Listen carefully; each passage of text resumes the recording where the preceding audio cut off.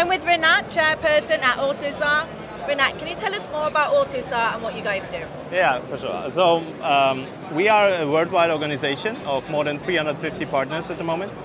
And we are trying to tackle the challenges of the whole automotive industry, but also having software topics like automated driving and V2X as part of our community. And we are almost 20 years old, as a community, and pretty proud of that.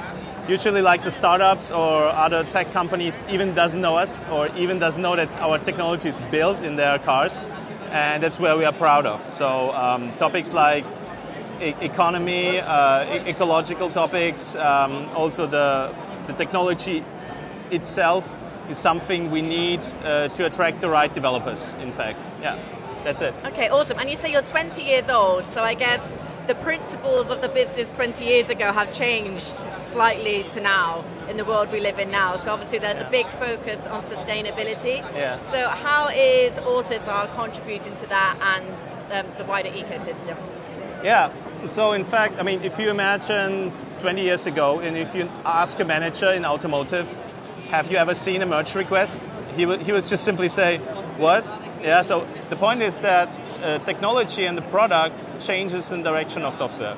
That's why we're here as well, because we must open up a bit more to show how technology is emerging, and the car is more and more an edge device where APIs must be accessible, secure, and safe in future.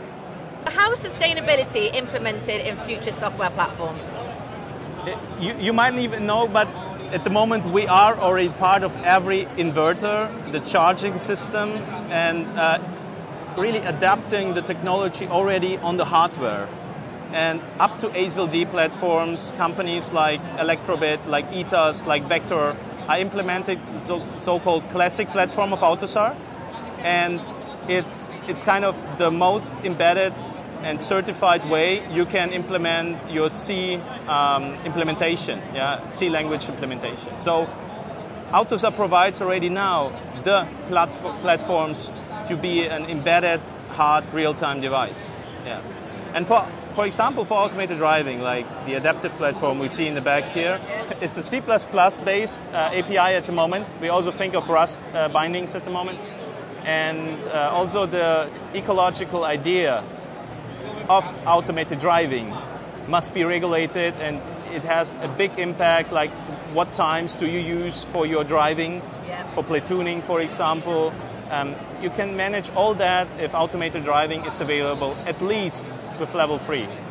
Yeah, so I wouldn't say that level 4 is something we can go in this decade, but for level 3, it's something we can look on. So, if I'm a developer and I want to get into the world of automotive, what programming languages do I need to learn? So first of all, we would highly appreciate your application. Okay. And the second thing is you would simply start with something very dependable, like C, because the structure there is ready to read, and you can bring that really to the hardware itself. But there are more sophisticated languages around C++, maybe Rust also in future, where you have features that gives you more complexity and interests from the community. So automotive in general has a struggle with resource, and to bring in the developers from the back end is a huge task, because they don't know anything about the domain itself. And that's why we're here, and that's why we would like to push in this direction.